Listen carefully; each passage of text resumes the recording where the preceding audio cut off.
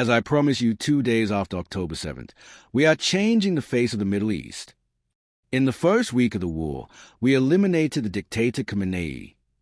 With every passing day, we strip away more and more the Iranian regime's capabilities. The capable and powerful armed forces of the Islamic Republic are fully prepared for at least a 6-month, high-intensity, full-scale war at the current pace. We have not used the missiles that have been produced over the past 10 years at all.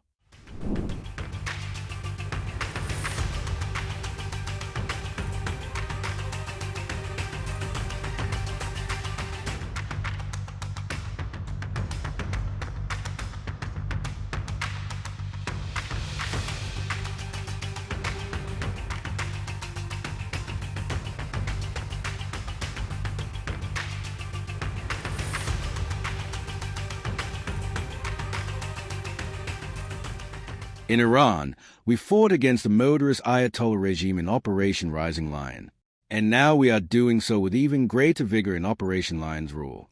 At the same time, we brought back all our hostages to the country.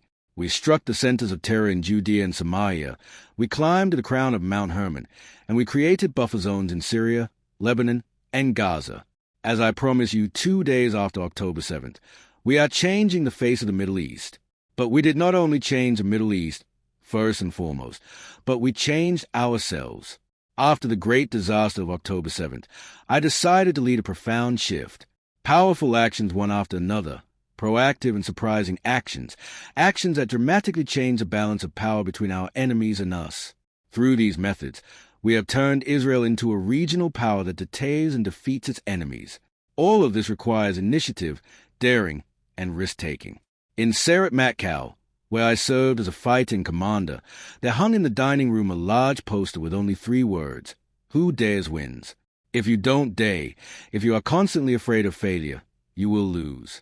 But if you do dare, if you take calculated risks, knocking the enemy off balance, you break their spirit. Now I will describe to you why we embarked on Operation Lion's Roar, what we have done so far, and what we will do as the campaign continues. We face an extreme and evil regime that for 47 years has been chanting death to Israel, death to America, and plotting to destroy us with atomic bombs and tens of thousands of ballistic missiles. Donald Trump understood long ago the magnitude of the danger to the United States and the entire world. I will tell you that I met him in Florida months ago, before he was elected to his second term. The first thing he said to me was, "Bibi, we must at all costs prevent Iran from acquiring nuclear weapons." I would like to thank my friend, President Trump, for the historic leadership he is demonstrating, for the courageous friendship between us and the tighter-than-ever alliance between the United States and Israel, which we both led in Operation Rising Lion. We joined forces to remove the immediate danger from Israel and the United States. But the tyrant from Tehran, Khamenei, did not heed President Trump's warnings, nor did he heed my warnings. With this foresight, the United States and Israel embarked together on an operation to thwart these terrible threats, an operation that will create the conditions enabling the Iranian people to take their destiny into their own hands. There was also another danger, the possibility that Iran would preempt us, striking American targets in the region first, as well as Israel. For all these reasons, we acted at the designated time. As for what we have done so far, in the first week of the war, we eliminated the dictator Khamenei. We eliminated dozens of senior Revolutionary Guard officials and hundreds of terrorist operatives, and we destroyed government facilities, nuclear infrastructure, headquarters, and military bases, weapons factories, missile depots, UAVs, and hundreds of ballistic missile launchers, significantly reducing the threat to the State of Israel thanks to our daring pilots and those of the United States. We have achieved almost complete control over the skies of Tehran. With every passing day, we strip away more and more of the Iranian regime's capabilities. We are doing the same in Lebanon, with crushing attacks against Hezbollah terrorists, Iran's proxy. And I reiterate to the Lebanese government, it is your responsibility to enforce the ceasefire agreement. It is your responsibility to disarm Hezbollah. If you do not do so, Hezbollah's aggression will bring disastrous consequences upon Lebanon. It is time that you, too, take your destiny into your own hands. We, in any case, will do everything necessary to protect our communities and our citizens.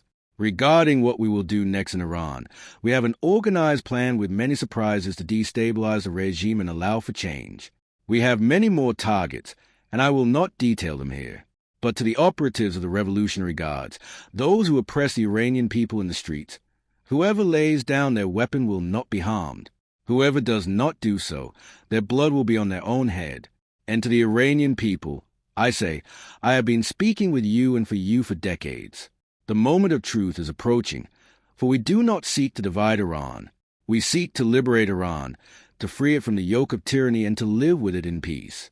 But at the end of the day, liberation from the yoke of tyranny will depend on you, the brave and long-suffering Iranian people. I believe that if you stand up at the moment of truth, the day will not be far when Israel and Iran will return to being close friends. Anyone who sees a joint waving of flags in Western capitals, the Iranian Lion and Sun flag and the Israeli Star David flag, anyone who sees a dancing in the warm embraces between exiled Iranians and Jews, anyone who sees all this is deeply moved. It gives immense hope for the future. Our success will bring not only the removal of a nuclear threat to the entire world, but also peace between Israel and Iran.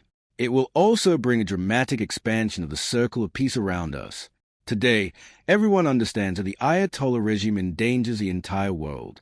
In recent days, Iran has attacked 12 surrounding countries. We stand by them. All these countries see the immense power of Israel, our willingness to fight the tyrants in Tehran, the heroism of the military and the people, and our tremendous military and technological capabilities. And many countries are turning to us. I am telling you, many countries are turning to us now for cooperation. And why are they doing so? Why are they turning to us specifically now? Because we are strong, because we are right, because we fight. The countries around us see the hypocrisy of the UN, which condemned us for no reason in our just war against Iran's murderous proxies in Gaza. But that same UN did nothing in the face of the mass slaughter in Iran. These countries that were attacked by Iran see the weakness and feebleness of leaders in the West who simply abandoned them while tens of thousands of Iranian citizens were slaughtered. Where was the UN? Where were many Western countries? And where was the international media that constantly condemns us with fake news? They were nowhere to be found. They simply vanished. Many countries see today exactly who can be relied upon. Israel serves as a beacon of power and hope.